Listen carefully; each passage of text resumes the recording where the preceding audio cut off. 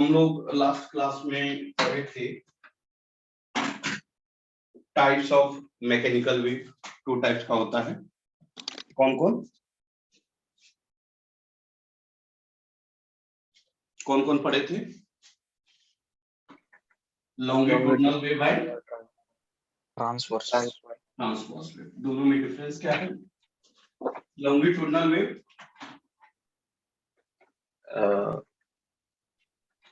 Parallel जो medium particle है वो ऑसिलेट करती है parallel to propagation of wave करती है। Transverse wave. Mohit video on करो।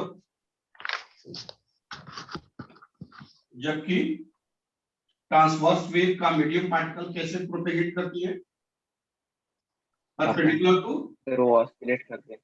हाँ, ऑसिलेट करते कैसे? Perpendicular to propagation of wave. ठीक है ना? यहाँ पे 2 होता है, एक वेव होता है और एक होता है। सुशील वीडियो ऑन करो। एक वेव होता है और एक होता है पार्टिकल। ठीक है ना? वेव और पार्टिकल 2 वर्ड होता है। वेव ऑसिलेट करता है और पार्टिकल क्या करता है? सॉरी, वेव कांस्टेंट स्पीड से मूव करता है और पार्टिकल क्या करता है? ऑसिलेट करता है। अब देखिए energy and intensity of energy and intensity topic का नाम है।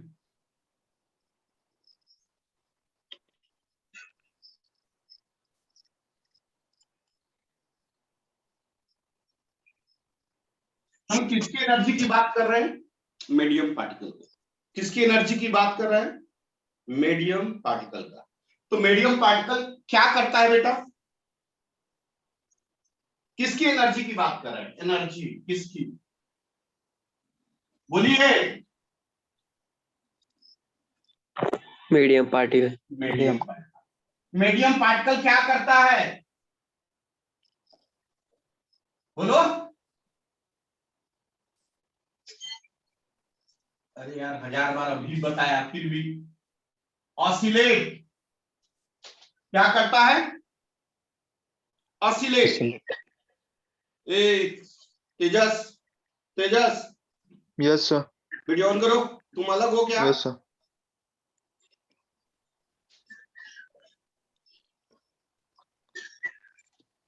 देखिए ऑसिलेट, ऑसिलेशन में याद है टोटल एनर्जी आप लोग को पढ़ाए थे थोड़ा बहुत, याद है नहीं है? कुछ याद है? ऑसिलेशन में पहले हमने पढ़ा था पोटेंशियल एनर्जी, याद होगा 1/2 m omega naught square x square. Kinetic energy क्या बताया था? 1/2 m omega naught square A square minus x square. याद है नहीं है? यस। और टोटल एनर्जी हमने बताया था पोटेंशियल एनर्जी प्लस, बोलिए, काइनेटिक। क्या कुछ ऐसा बताया गया था ऑसिलेशन चैप्टर में? ऐसा बताया गया था? यस। इसका मतलब लिखते चलिए, लिखिए लिखिए लिखिए लिखिए लिखिए इसको।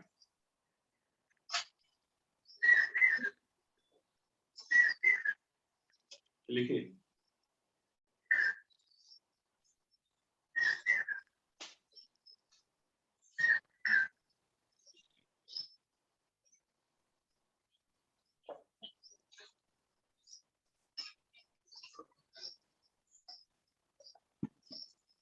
लिखे।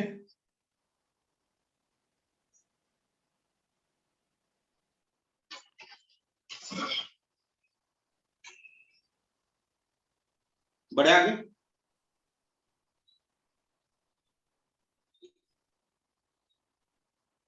बढ़े आगे। Yes sir.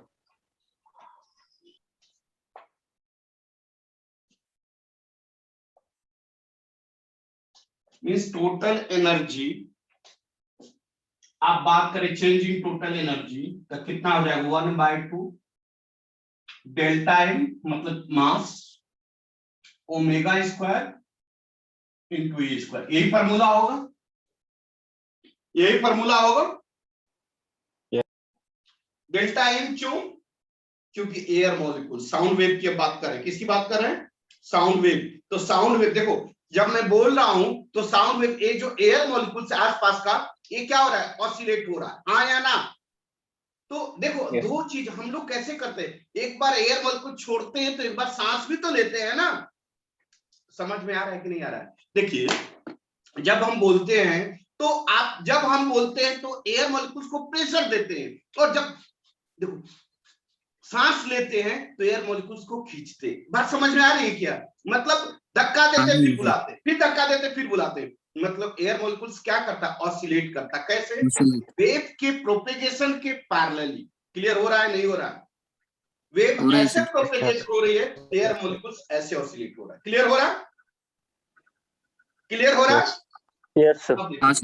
अब मास का फॉर्मूला क्या होता है? मास इक्वल टू, आपको याद है? Mass equal to density volume upon volume. सबको पता है बेटा। ये वॉल्यूम इक्वल टू क्या होता है? मास अपन डेंसिटी। Area into height. जानते हैं? कोई दिक्कत? तो आप डेल्टा एम को बोल सकते हो, डेंसिटी को रो, वॉल्यूम को भी। आप डेल्टा एम को बोल सकते हो, वॉल्यूम को area into height, delta L हमने बोल दिया, चलेगा? या एल बोलना है तो एल बोल दो। ये बात समझ में आ रहा है? डेल्टा एल मतलब हाइट, हाइट मतलब ये वाला है। जब हम बोले तो एयर मॉलिक्यूल्स ऐसे गया, ऐसे गया, ऐसे गया। समझ में आ रहा है ना? ये वाला हाइट है। चल लिखिए, जल्दी लिखिए, जल्दी लिखिए।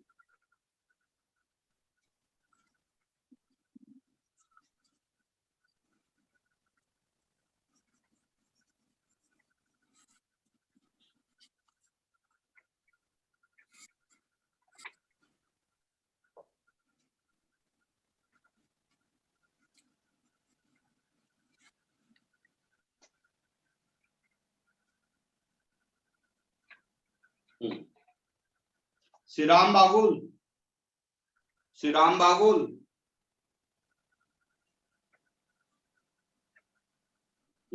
रब करो। हाँ सर। Yes sir. तब बताइए एनर्जी क्या हो जाएगा?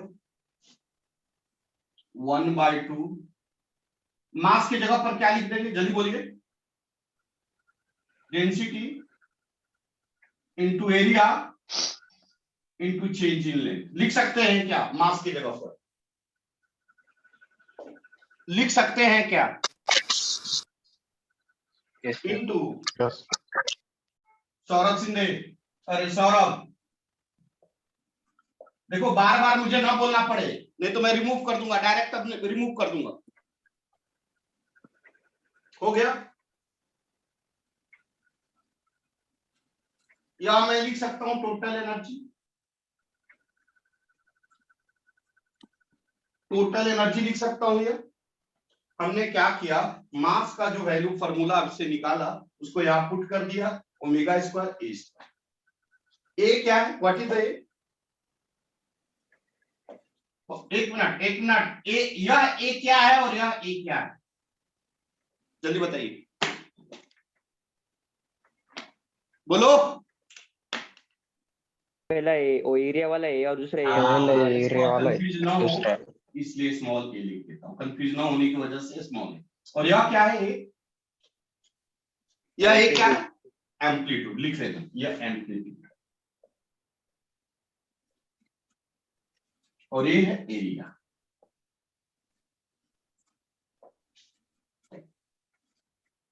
हो गया? हो गया? यह रहा टोटल एनर्जी ऑफ, यह रहा total energy of sound wave. Next point क्या? इंटेंसिटी। नेक्स्ट पॉइंट क्या? इंटेंसिटी। इंटेंसिटी। इंटेंसिटी किसे कहते हैं? Energy radiated, energy radiated per unit time in per unit area. Energy radiated per unit time in per unit area. मैं एक बार और बोल देता हूं कि क्लास से रिमूव कर दिया तो फिर आप आज के लेक्चर में हम मेरे रिज्वाइन नहीं हो पाएंगे, इसलिए मैं पहले बोल रहा हूं कि मैं बार बार नहीं बोलना चाहता कि आप वीडियो को ऑन करिए। मैं वही बोलूंगा तो मैं पढ़ाऊंगा नहीं। सर वीडियो क्यों ऑन किए हमने पर? नहीं, वो मुझे जरूरत है, मुझे एक्टिवनेस देखना है। आप सो के पढ़ रहे हैं, बैठ के पढ़ रहे हैं, बिना स्नान करके पढ़ रहे हैं, ये सब चीज मुझे एक्सेप्टेबल अब नहीं। मुझे एक्टिवनेस आपका चाहिए, इसलिए वीडियो ऑन किया।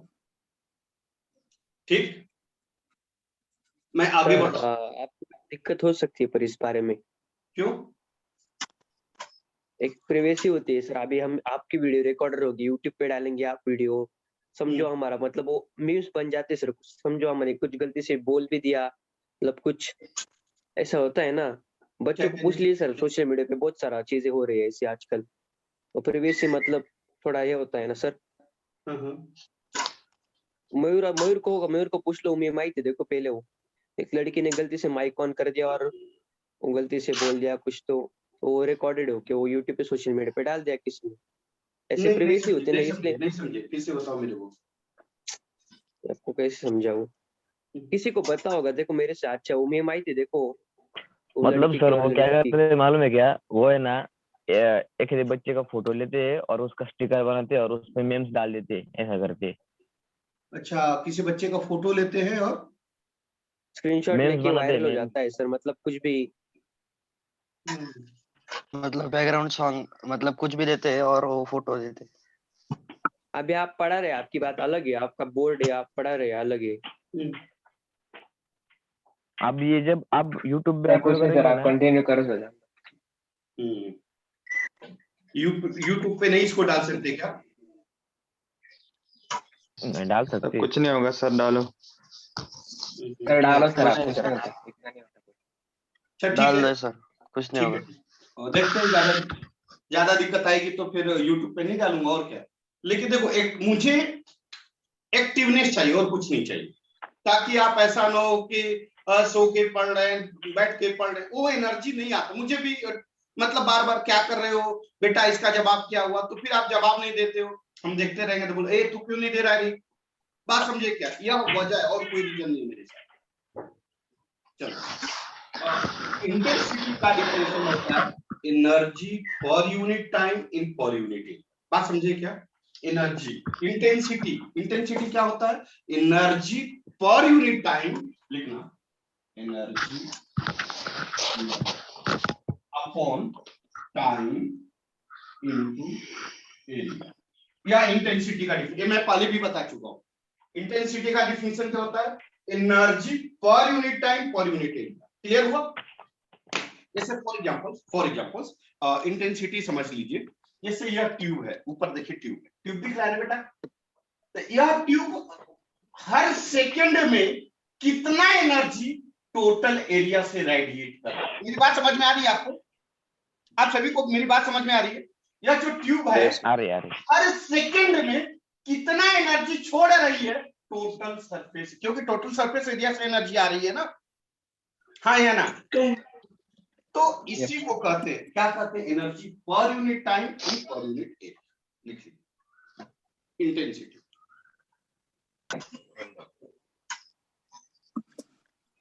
रफ करो बेटा, तो इसका फॉर्मूला क्या हो जाएगा? I equal to delta E upon delta T into area को स्मॉल ए लिखा इसलिए स्मॉल, चलेगा? Yes sir. चलिए बढ़ो आगे बेटा। Yes sir. रफ कर दूं, अब इसको रफ कर दूं। Yes sir. अब इंटेंसिटी का फॉर्मूला निकालने के लिए हमें एनर्जी का फॉर्मूला पुट करना पड़ेगा ना बेटा? आइए देखते हैं। एकदम सारा कंसेप्ट सिंपल है, बस एक दूसरे से जुटा है। एनर्जी का फॉर्मूला पुट कीजिए, क्या है जल्दी बोलिए।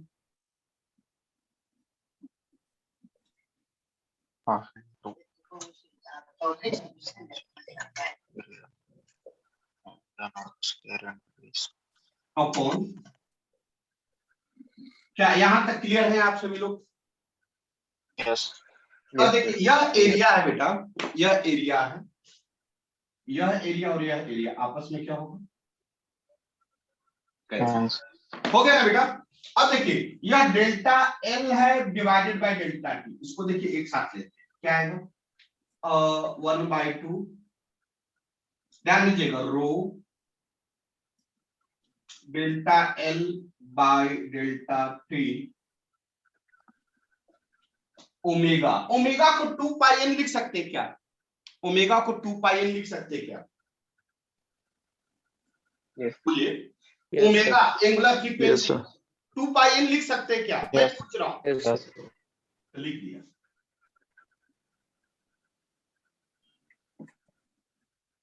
देखिए तो ऐसा लिख सकते हैं बेटा, बोलिए कुछ तो बोलिए, दिक्कत है तो बोलिए पांडे सर। Yes. किससे समझाऊं? एक बार और समझा दूं, बोलिए। समझा दो सर। हाँ समझा। यह क्लियर है या इसको भी फिर से समझा दूं? ये वाला नहीं वो क्लियर है सर। क्लियर, ठीक है। इंटेंसिटी का फॉर्मूला देखिए, यहाँ पे क्या बचा? 1/2, ठीक है। यहाँ पे क्या है? रो डेंसिटी, ए कैंसिल हो गया, ध्यान दीजिएगा। अब फिर उसके बाद बचा क्या? Del L by del T, change of length upon per unit time. यह क्लियर है? यह क्लियर है? क्लियर है सर। Yes.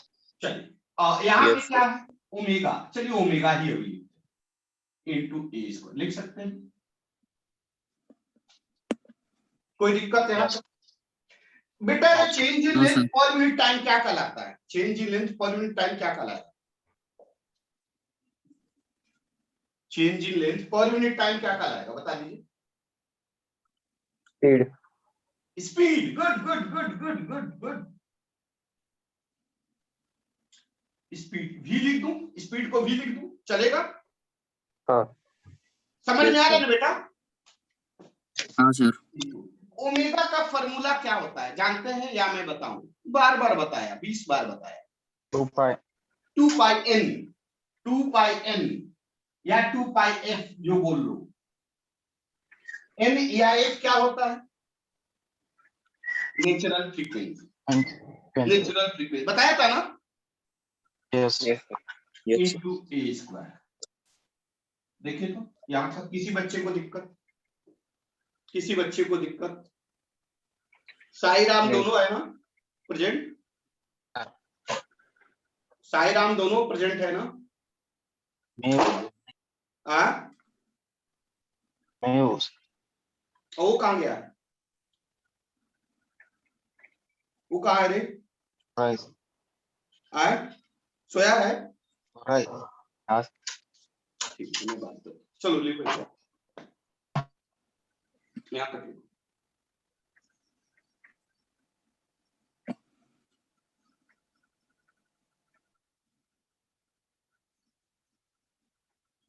लिख लिए? अच्छा यहां तक क्लियर हुआ नहीं हुआ ये बताइए, यहां तक क्लियर हुआ नहीं हुआ?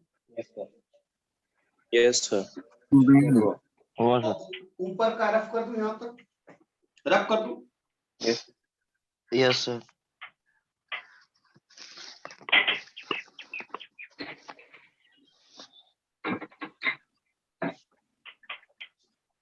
क्या बच गया बताइए तो? I इक्वल टू 1/2 रो भी 2 पाई एन का स्क्वायर क्या हो जाएगा?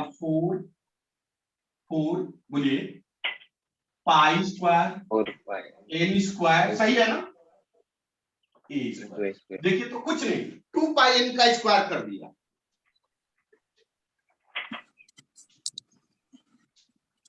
देखो तो यह कैंसिल होगा,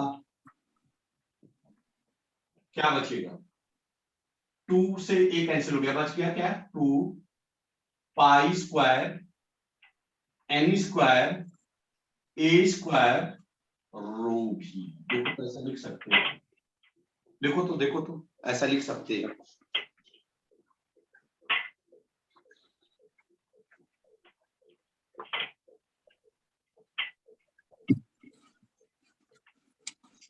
ऐसा हम लिख सकते हैं क्या? इंटेंसिटी ऑफ साउंड वेव का फॉर्मूला निकल गया 2 pi square N square A square rho V. देखो तो यह दोनों टर्म कांस्टेंट है, तो इंटेंसिटी किस पे डिपेंड करेगा? N square. इंटेंसिटी किस पे डिपेंड करेगा? ए स्क्वायर। इंटेंसिटी किस पे डिपेंड करेगा? डेंसिटी। इंटेंसिटी किस पे डिपेंड करेगा? Speed.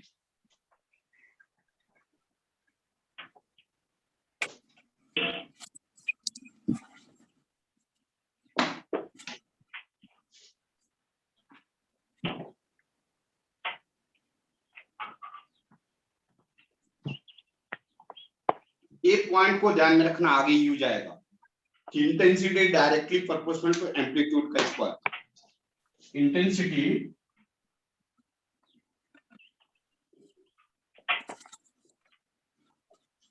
Directly proportional to amplitude का स्क्वायर। एक बात ध्यान में रखना, ये पूरा यू जाएगा।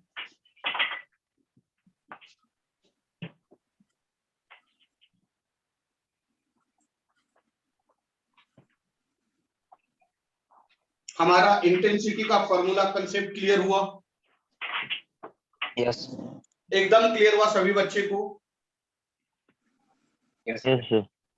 बढ़े आगे। Yes sir. हमें इस टोटल Yes, sir. डेरिवेशन में आपको यही याद रखना है, आज के डेरिवेशन में यही याद रखना है और यह इंपॉर्टेंट है। अब आगे लिखिए types of source. Sound wave produce करने के लिए कौन कौन से सोर्स होते हैं? Types of source. तो there are 2 types of source होते हैं। कौन कौन? एक स्फेरिकल और दूसरा होता है cylindrical.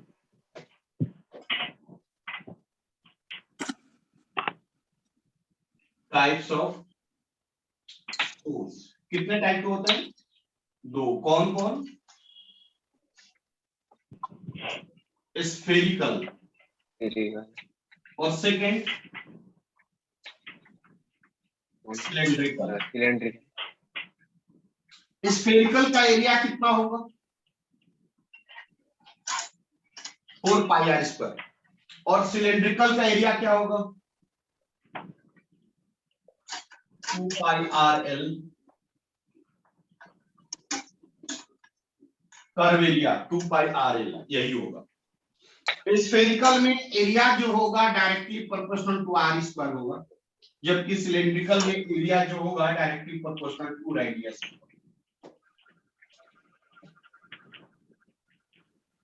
Clear? Clear? Yes, sir. अच्छा बेटा रे, अभी आपने इंटेंसिटी का फॉर्मूला बोला, क्या बोला? एनर्जी रेडिएटेड पर यूनिट टाइम इनटू पर यूनिट एरिया। बोला ना? बोला ना? अब Yes, यह sir. इंटेंसिटी दो चीज का हो सकता है, या तो स्फेरिकल का हो सकता है, नहीं तो सिलेंड्रिकल का।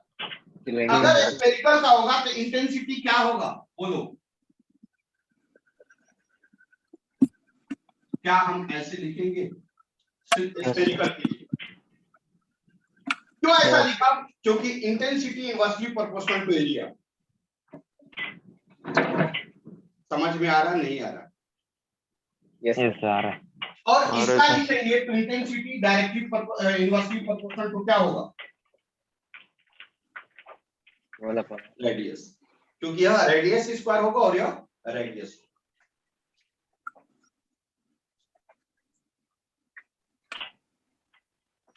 हो गया?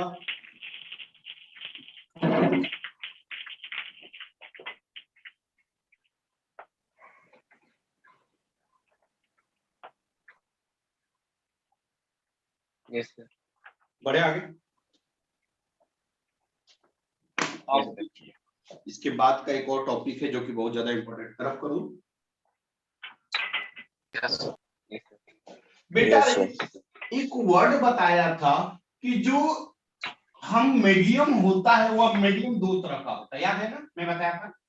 एक होता है परफेक्टली रिफ्लेक्टिंग मीडियम और एक होता है परफेक्टली ऑब्जर्विंग मीडियम और एक होता है ग्रे बॉडी। याद है, याद है मैंने बोला था कि पार्टिकल मीडियम दो तीन तरह का होता है। अगर मैंने साउंड वेव प्रोड्यूस किया तो साउंड वेव, मान लो कि यह दीवार है और हमने साउंड वेव प्रोड्यूस किया तो साउंड वेव गया टकरा कर फिर वही सुनाई दिया, हाँ या ना, इसको की इको कहते हैं, आगे चल के पढ़ेंगे।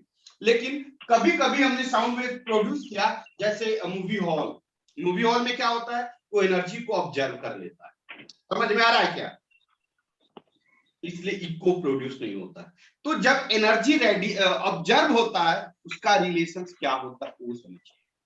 एक वर्ड आता है, एक बात ध्यान देना, ग्रेडियंट एक वर्ड आएगा टोटल फिजिक्स में, सुनो पहले। ग्रेडियंट का मतलब होता है कोई भी चीज पर यूनिट लेंथ, कोई भी चीज, जैसे एनर्जी ग्रेडियंट, तो एनर्जी ग्रेडियंट का मतलब क्या होगा कि energy per unit length. Power gradient का मतलब क्या होगा कि power per unit length. Temperature gradient का मतलब क्या होगा, टेम्परेचर पर टेम्परेचर यूनिट लेंथ। ग्रेडियंट का मतलब होता है per unit length, per unit length. अगर आपको टेम्परेचर ग्रेडियंट बोले तो क्या होगा, क्या कैसे लिखेंगे, क्या इसका डिफिनेशन होगा, टेम्परेचर पर यूनिट बोलो लेंथ, मतलब टी बाई एल या डी बाई एल, आप जो बोलना है बोलो।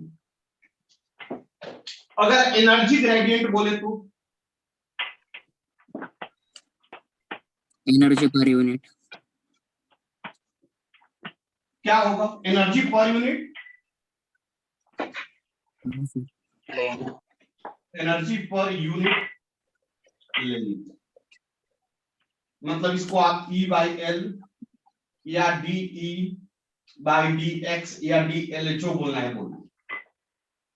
ग्रेडियंट का मतलब पर यूनिट लेंथ होता है, लिख लो, लिख लीजिए।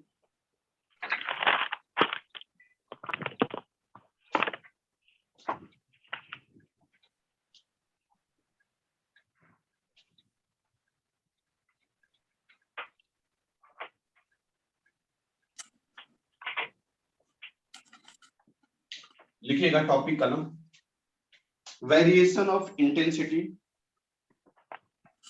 वेरिएशन ऑफ इंटेंसिटी, टॉपिक का नाम, नेक्स्ट टॉपिक है variation of intensity due to nature of the medium, due to nature of the medium, due to nature of the medium. Rub करूं इसको? नहीं सर, 2 मिनट। अच्छा,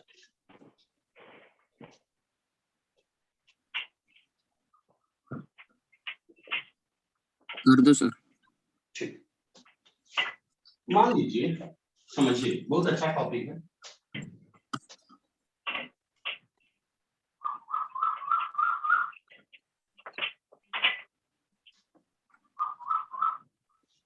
देखिए, मान लीजिए कि यहाँ पे एक सोर्स है जो कि साउंड वेव प्रोड्यूस कर रहा है, ध्यान देना। यहाँ पे हम सोर्स है या कोई सोर्स है, जैसे मान लो कि मैं ही हूं और यहाँ पे मैं पढ़ा रहा हूं और यह एक दीवार है या कुछ है जो कि एनर्जी यहाँ से ऐसे आ रहा है, तो बेटा इसके अंदर जाएगा तो ऑब्जर्व करेगा ना एनर्जी, हाँ या ना? तो कितना थिकनेस में कितना ऑब्जर्व होगा, तो देखो मान लिया, ध्यान देना, ये बहुत अच्छा टॉपिक, एक्स डिस्टेंस पे dx थिकनेस का हमने ले लिया, देखो x डिस्टेंस पे dx थिकनेस का।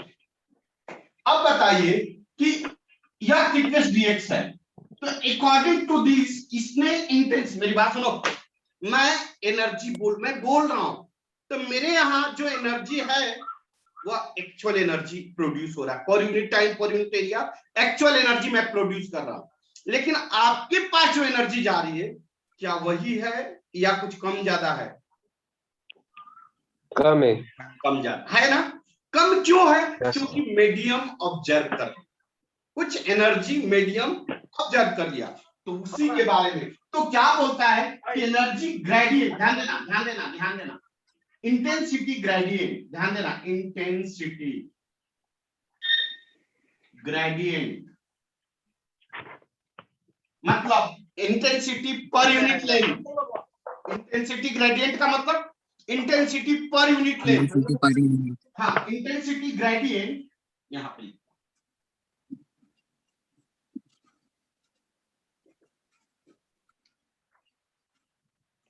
वह किस पे डिपेंड करेगा?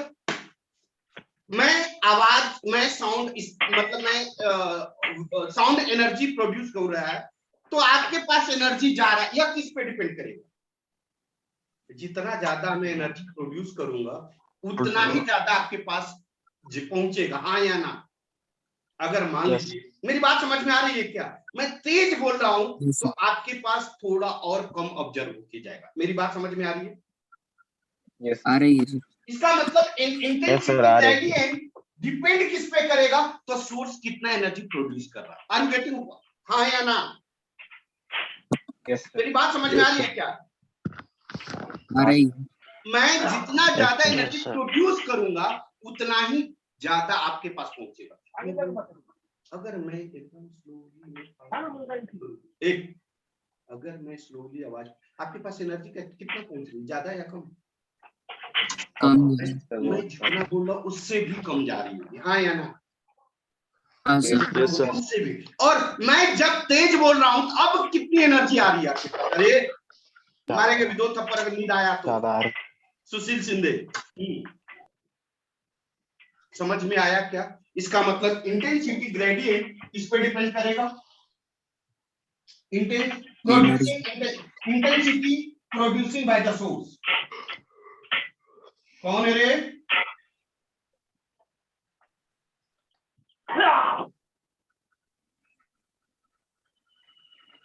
क्या हम ऐसा लिख सकते?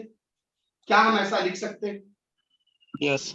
लेकिन अब आपके पास जो एनर्जी जा रहा है वह कम जा रहा है या ज्यादा हो रहा है? ज्यादा।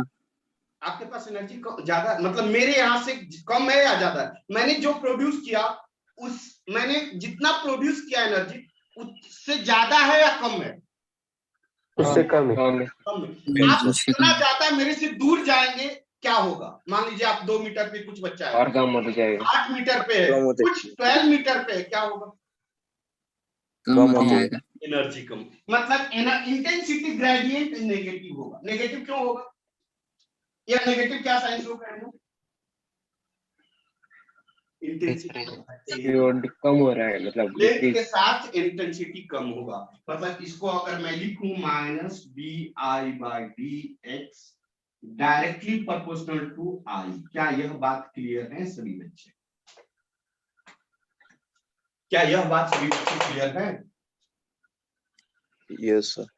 हाँ, अब रुको अब रुको, यह कंसेप्ट एनडीए में पूछा हुआ है 2013 में, कि लैंग्वेज में दिया है, डेरिवेशन में नहीं दिया है, कि अगर सोर्स और ऑब्जर्वर के बीच का लेंथ बढ़ेगा तो intensity observing by the observer क्या होगा? यह क्वेश्चन पूछा हुआ है, नहीं समझे? डिक्रीज होगा। डिक्रीज होगा। समझ में आ रहा है क्या? बात समझ में आ रहा है आ क्या? रहा है। और सेकेंड पॉइंट, जे एडवांस में इस पे डेरिवेशन पूछा, मतलब इस पे क्वेश्चन पूछा है जे एडवांस में, तो वो भी मैं समझा देता हूँ। यहाँ तक लिखो, जल्दी लिखो, जल्दी लिखो।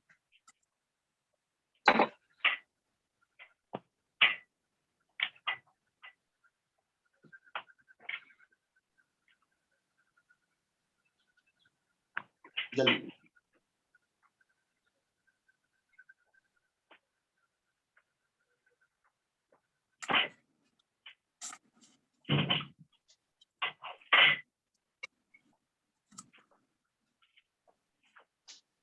रब कर दूं बेटा? हाँ yes sir. Sir. Yes sir.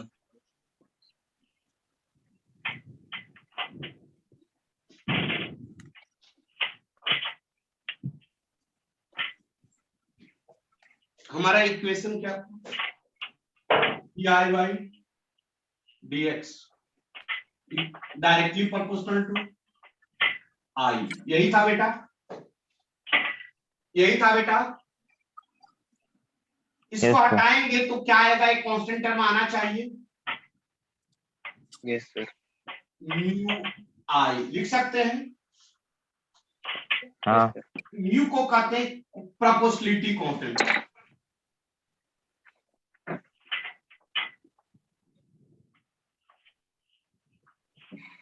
और यह म्यू का वैल्यू किस पे डिपेंड करता है, म्यू का वैल्यू किस पे डिपेंड करता है, वह जो ऑब्जर्विंग मीडियम है वह कैसा होगा।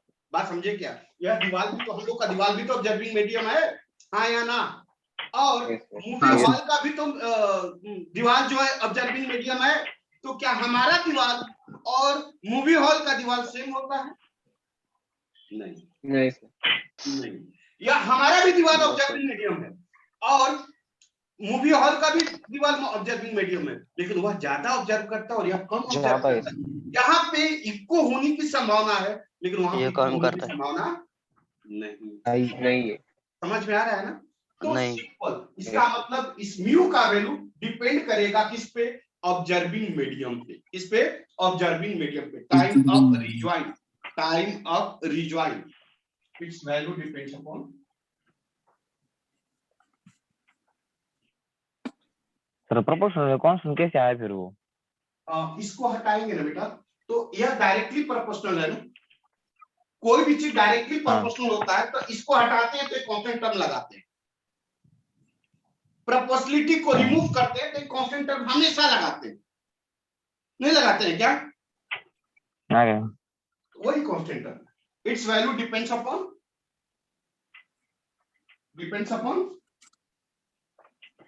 किस पे, ऑब्जर्विंग मीडियम।